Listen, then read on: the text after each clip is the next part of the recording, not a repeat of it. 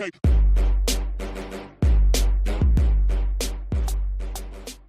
Welcome Wargamers, this is Doug with 2+ Stuff, and today we begin the week of Nurgle. That's right, we're taking a full week to take a look at some of the most interesting lore and characters behind the new Maggotkin of Nurgle battle tome that just came out. This will be a quick break from the question and answer type things. No one specifically requested these guys. Some did, some didn't.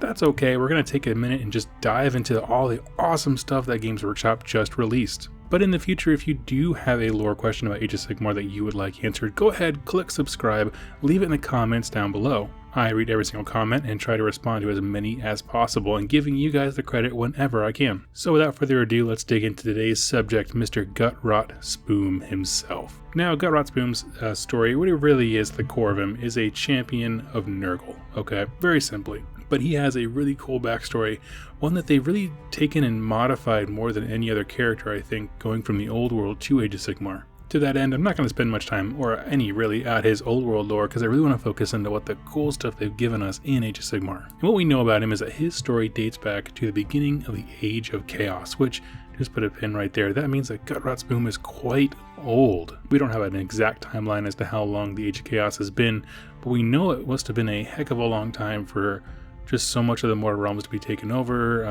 order to be dashed. It makes references to Sigmar being locked away for a very long time, so that means Gutrot is equally as old. Now, back in his normal, we'll say mortal days, Spume was once the chieftain of a coastal village, and as you expect from a coastal town or city, village, whatever, life-thriving aspect of that culture was the Navy. Now, one thing we don't really discuss very much is kind of the events that happened at the Age of Chaos. We know that demons broke in. We know some things went down with Nagash kind of letting chaos in. But what we get an inkling of in this story is that there are beasts that were led in through the Age of Chaos that are so much bigger than anything that we have models for or references to. For example, near his coastal village, a giant creature known as a rot Kraken was loosed upon the mortal realms. So, Gutrot Spume at the time, being what I assume was a noble leader, wanting to protect his people and obviously his way of life, rounded up all of his best warriors, got them all into boats, Viking style, and went out. Now, I imagine this to kind of be how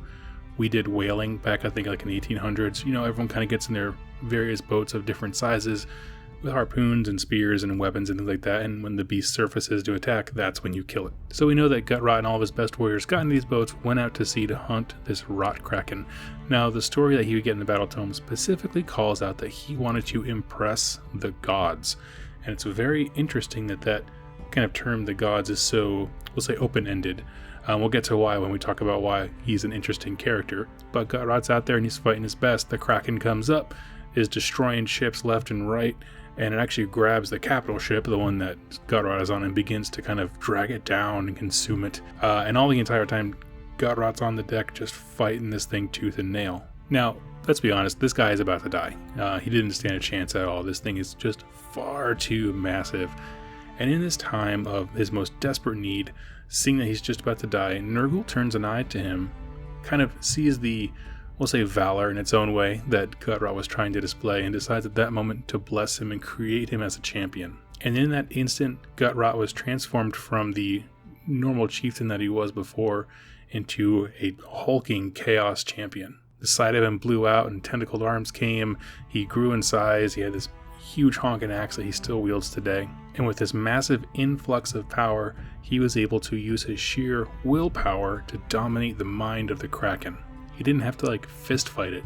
He just willed it into his own command. Now, Nurgle saw this and was super impressed about, whoa, if I turn one of these guys to do this, what could I do with a whole army of them? So he then raised back up all of the ships and the fallen guys who were with Gutrot in the beginning.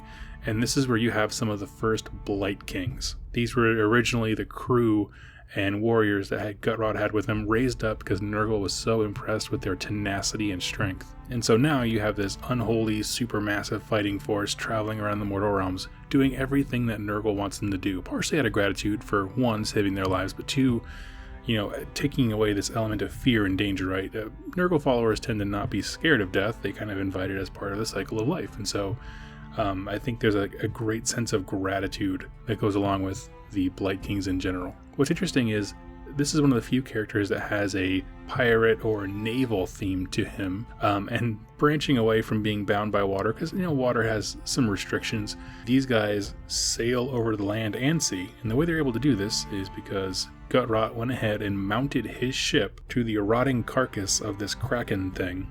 Okay, so he's using the Kraken that he willed under his control as a boat. It is the central flagship of his fleet. And the Kraken goes up forward and front over land and sea, because he's so big he can do that. And the slime trail that he leaves behind is what the other ships that are totally naval based sail in. It is a disgusting depiction, but you have to get your mind around the sheer massiveness of this Kraken must be if other ships can sail in its wake. So if you're kind of zooming in from the sky or something, you see the giant Kraken, you see his boat kind of lodged somewhere upon it, and then this trail of ships and slime coming out from behind it, just tearing up the mortal realms. Now, Gutrot Spume made several appearances throughout the Realmgate Wars. Most notably, he had captured a Stormcast Eternal and was trying to bring it back to Nurgle's garden to give to Nurgle as an offering. He was a main character in that story, but he wasn't the centerpiece. I feel like the focus of it. So that's kind of a shout out. If you want to see him speaking and kind of an understanding of how he relates to his crew and such, I'll find the name of the book of that and even in the comments down below. But above all, what we know about Gutrot's personality is that he is often described as very arrogant, very full of himself, very boastful. He makes big claims that he's going to do things for Nurgle and then tends to fall short, so he kind of gets knocked down a peg continuously. But he's still something to be feared. He's a force to be reckoned with. So taking a beat and talking about why is Gutrot Spume such a cool character? Well, let's talk about what we do know. We know he went out to fight the Kraken for the express purpose of to impress the gods. Now, this raises several questions because it's so open-ended. Was Gutrot a good guy? Just a normal, one of those everyday chieftains we see in several stories, just trying to survive, do their own thing. He was a good guy, went out and fought the Kraken, and then, objectively speaking, a god did bless him, and so, since he got what he wanted to impress any god whatsoever, gained their favor, and now he's happy, right? So that's one scenario. Another one could be he was kind of like a tribal chieftain who worshipped kind of quote unquote the old gods. You see these a lot in the older world stories where we'll call them pagan war bands and stuff like that form, where they're worshipping the chaos gods. They don't necessarily call it that, but that's what they're worshipping. So was he one of those who's kind of a chaosy guy and then just got massively blessed? Was he a good guy who turned bad? There's a lot of different variations. What's really interesting is how open-ended they left it. Could be that he was seeking the blessings of the chaos gods. It could be that he was looking for the blessings of, say, Sigmar, who didn't help him, but Nurgle sure did. And frankly, from his perspective, didn't he do exactly what he set out to do? Doesn't he have the favor of a god? It's how can you convince him that this is an evil thing? He, in his most desperate time of need, one of the gods reached out and blessed him, brought him back all of his friends, his crew that were sunk and about to die, and restored them and gave them mighty powers and a mission. A man can't really ask for much more, and so from his perspective, I wonder how Gutrot views all of these other various gods who are against Nurgle. His story, I think, adds just enough flavor and perspective to make you see the world from his point of view, where Nurgle could legitimately be a good guy who did legitimately good things from his perspective. Of course, that doesn't justify anything he does, but it is an interesting kind of thought process. Another really cool and interesting thing is that Nurgle blesses him massively in his moment of distress. Now, he did the same thing with the Glottkin. If you haven't seen that, we did a lore review of the Glottkin when they became what they are. And Nurgle seems to see people when they're about to die or, in serious peril. And what's interesting is in both those stories, he transforms them completely in an instant, right? In either story, there was no consent. No one was seeking out Nurgle specifically. He just decided to pour his blessing out and make them what they are. I also find it really interesting that if we're looking at kind of comparing Sigmar and the Chaos Gods, which I do quite a bit because I think it's so fascinating, Sigmar also reacted to mortals in their last/dire moments. When a mortal was about to die and they did something either honorable or savage or whatever, that's when Sigmar struck them with lightning, picked them up, and brought them to his ear. Nurgle does the same thing. He just doesn't take them away. When they're about to die, he doesn't strike them with lightning, but transforms them into basically an embodiment of him, just like Sigmar did with the Stormcast Eternals. Of course, there's tons of differences, but in this exact scenario, you have a hero seeking the favor of gods, who has clearly some level of reverence for them, trying to do a very heroic thing, and then a god comes in, and blesses him mightily to defeat his enemy and lead some of his champions, which is exactly what Sigmar does with the Stormcast Eternals. What I find interesting is that in a lot of the stories concerning Nurgle, he is very invitational. He invites people to join him. I just finished Nagash, the Undying King. There's several times in that story where people, the chaos forces of Nurgle, are inviting survivors, come join us, don't make me kill you. I'll kill you, but just be a servant with me. You don't know the good things that Nurgle has for you. The reason that's interesting is because in this story, and also the Glockin one, there's no consent. There's no invitation.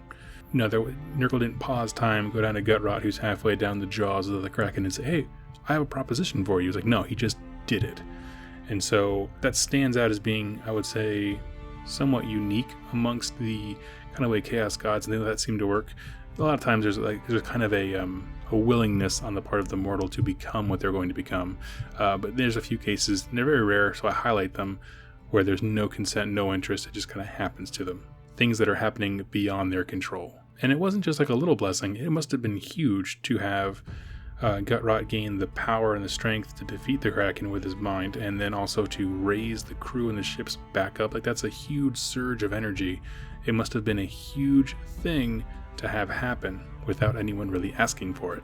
Continuing on to why he's an interesting character is that he can sail on land and sea. That is the coolest thing, okay? You can be a pirate anywhere. And kind of tagging along with that is that he must leave a massive trail of destruction. Just by the virtue of the fact that he has this Kraken, right? Who can stand against that? It must look like the biggest engine of destruction when it's barreling in on you. It doesn't matter how fast it goes. There's no mention of that, really. But to see this thing carve through the mortal realms, right? Leaving this trail of just filth and toxins and decay behind it, it must be quite a sight to behold. I also like the fact that Gutrot Spume is somebody who is not the typical Nurgle follower. He's not the overjoyous, playful, joking, very mirthful side of Nurgle. He is a chaos champion, I think, first and foremost. He wants to be the best. He likes to have a mission to do.